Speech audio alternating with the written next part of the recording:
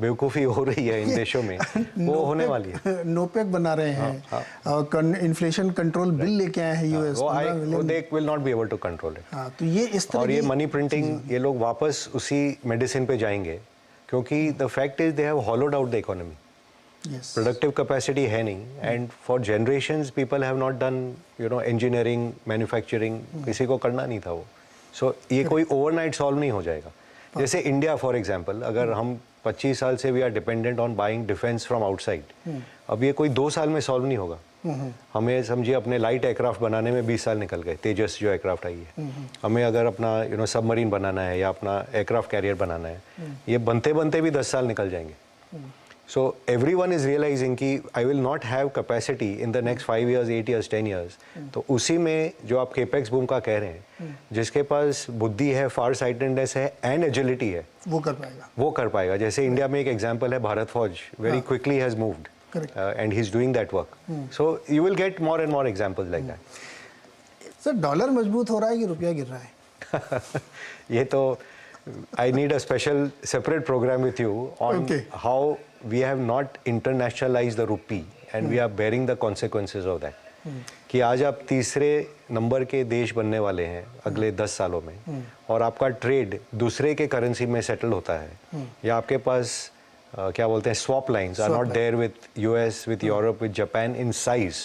So you are having to accumulate reserves which they are printing that kind of money every 2-3 weeks. So the biggest flaw in our macro management, 90% हमने बहुत अच्छी काम की है, but ये जो basic flaw है वो नहीं ठीक किया है। और जब तक ये ठीक नहीं होगा, आज आप जैसे चाइना कहता है सऊदी से हम युआन में पेमेंट देंगे तेल का, आप भी दोगे तो रुपया लेगा और आपसे चावल खरीदता है, आपसे और भी कुछ खरीदेगा। मैं क्यों उसको डॉलर में, फिर डॉलर गिरता है तो यहाँ पे करेंसी क्राइसिस होगा, पीपल विल विथड्रॉ, ये क्या चल रहा है?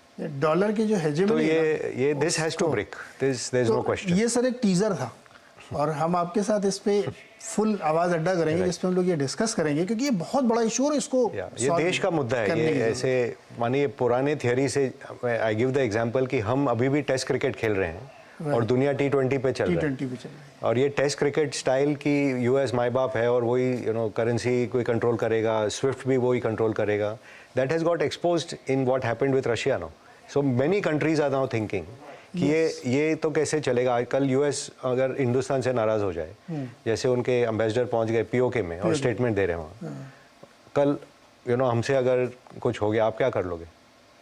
We can't be so vulnerable. Like पिछले टाइम जब इन्होंने ईरान पे सैंक्शन लगाया, इंडिया कंप्लाइड एंड सारा फायदा चाइना ले गया।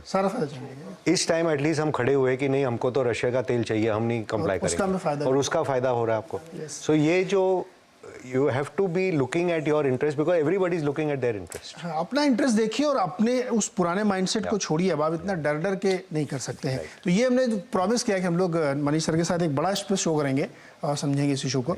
एक छोटा सा मैं ब्रेक लूंगा, ब्रेक से तुरंत लौट के हम सेक्टर स्पेसिफिक डिस्कस करेंगे कि इंडिया के कौन से सेक्टर्स हैं, कौन सी थीम्स हैं जहाँ पे इन्वेस्टमेंट की अच्छी गुंजाइश बनती है। बहुत सारी जो बातें भी हमने की उसी के संदर्भ में।